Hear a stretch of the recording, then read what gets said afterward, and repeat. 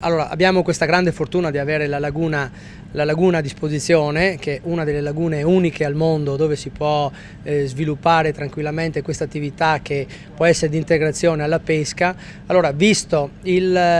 momento di crisi particolare della pesca, abbiamo pensato appunto di usufruire di queste leggi nazionali e regionali per avviare l'attività di pescaturismo e ititurismo. Però ci sono stati dei grossi problemi, insomma, di interpretazione delle leggi da parte delle amministrazioni locali e appunto quello che auspichiamo è che la Regione Veneto faccia chiarezza su questa normativa, che vengano fatte delle regole applicabili e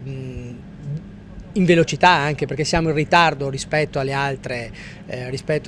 realtà anche all'interno della stessa regione, dove che in Laguna di Venezia noi non riusciamo a sviluppare non abbiamo le stesse opportunità che hanno le altre lagune. Mi riferisco, per dire, alla Laguna di Scardovari o alla Laguna di Caleri, dove che questa attività di pesca, turismo e turismo già sussiste da parecchi anni. La crisi della pesca è evidente a tutti. Questa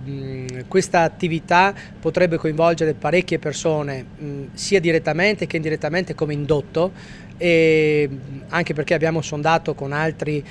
colleghi delle regioni vicine, tipo l'Emilia Romagna e tipo il Friuli Venezia Giulia, di fare un circuito,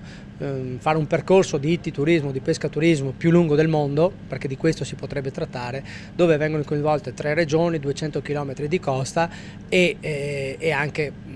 parecchie persone, parecchia gente, anche perché c'è chi deve fare l'incoming, chi deve fare la pubblicità, chi dovrebbe prendere le prenotazioni, chi dovrebbe teoricamente guidare le barche, guidare anche eventuali furgoncini per trasportare la gente da una parte all'altra. Abbiamo dei dati molto confortanti dalle altre nazioni, tipo la Francia, che solo con le houseboat hanno sviluppato un lavoro di 10.000 houseboat, che con un fatturato che al momento mi sfugge, non ricordo, però di svariate milioni di euro, perciò